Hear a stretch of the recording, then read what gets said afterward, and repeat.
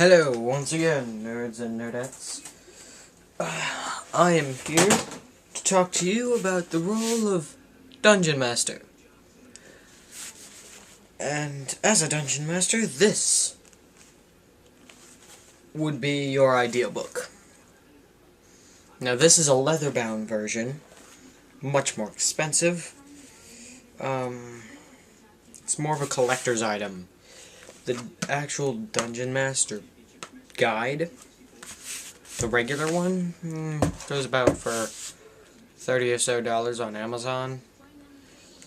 If you get it used, probably reduces the price a good bit. And we got Boy Meets World if you get bored of this. Now, as a Dungeon Master, your goal is to create a campaign for the PCs, or the player characters, to go through and essentially accomplish. Now, there are two basic types of campaigns.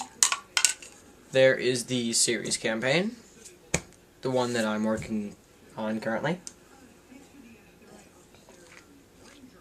Milk, good for the bones. And then there's the one-time wonder campaign. That's when you do that campaign, you finish it, you're done, and then you move on. As for a series campaign, there are a couple different sorts of series campaign. One of my friends had planned on doing a Life and Times series campaign. Unfortunately, he doesn't really like being a dungeon master, so he's having second thoughts about that. I, on the other hand, I'm on the second of hopefully about 3 campaigns in a series campaign. And, I myself think it's a pretty decent campaign. The players have given me some advice, which I consider good. Their advice, which I'm now giving to you, find a happy medium. What I mean by that is, learn from my mistakes. My mistakes being, at the beginning, I was way too lenient. I allowed too much, and I really didn't pay attention too much to the rules. And I let them get too strong. Now, they enjoyed being very strong and being able to kill a gargantuan red dragon with one blow. But I didn't. So, I had to weaken them. Extremely. And now, this is not such a great thing, but I did, in fact, do that very thing. I weakened them by taking all of their stuff. It was easier for me to list the things that they kept than to list the things that I stole. That crossed the line. And they told me, find a happy medium. A good dungeon master knows when to say, no, you cannot do that. That's what I have learned. I have learned to say no sometimes. And when you don't say no, offer logical limits. Like, for me, my limit is everybody gets one character that starts at the party's average level. Average ECL, that is. ECL being the total level of all of your classes. Because, obviously, you can cross-class. We'll get to that in another video. That's one limitation. I say it's a limitation because once that one character dies, you have a choice of bringing in a new character or letting the party revive that character. Should you choose to bring in a new character in my campaign, that character starts at level 1. My party thinks that's not such a great rule, but I personally, as a dungeon master, see it as a good limitation.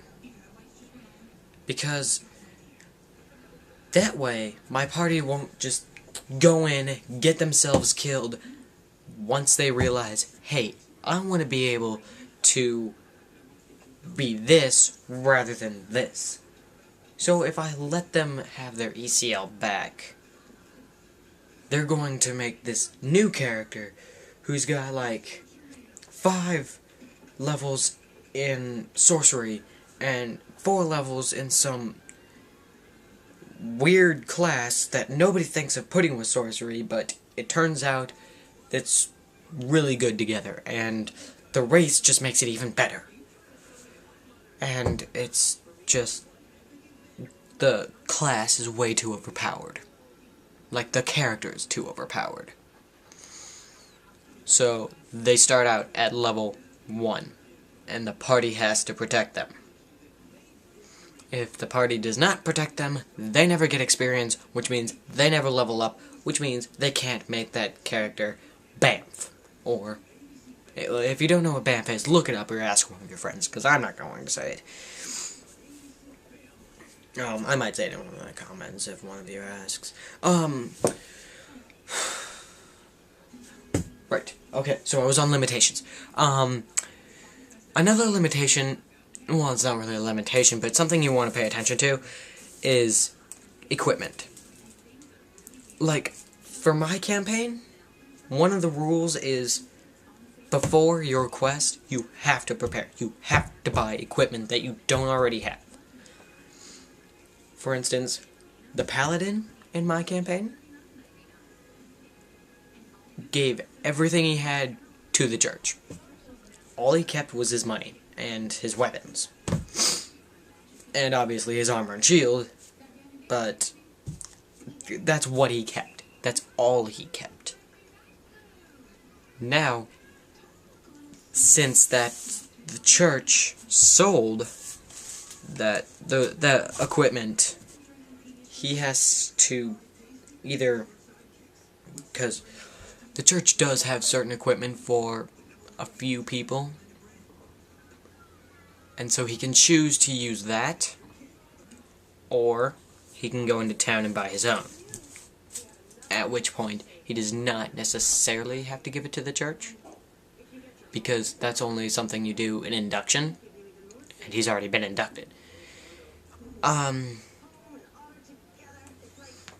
So, and that's one of the things, and, everybody else just basically has a starting package. Has their basic starting package, plus whatever they kept from the last campaign. Because I really didn't pay attention to equipment in the last campaign, and I'm changing that now. I'm just gonna give them a starting package, which means a lot of them won't have what they've been using the last campaign. In fact, I don't think anybody has rope, which is one of the things they used most. So, yeah, they're gonna need to buy some rope or a chain. So that's a good choice. Pay attention to equipment. And to set up a campaign, I'm going a little off of limits now. I'm going on to the making the actual campaign. The first step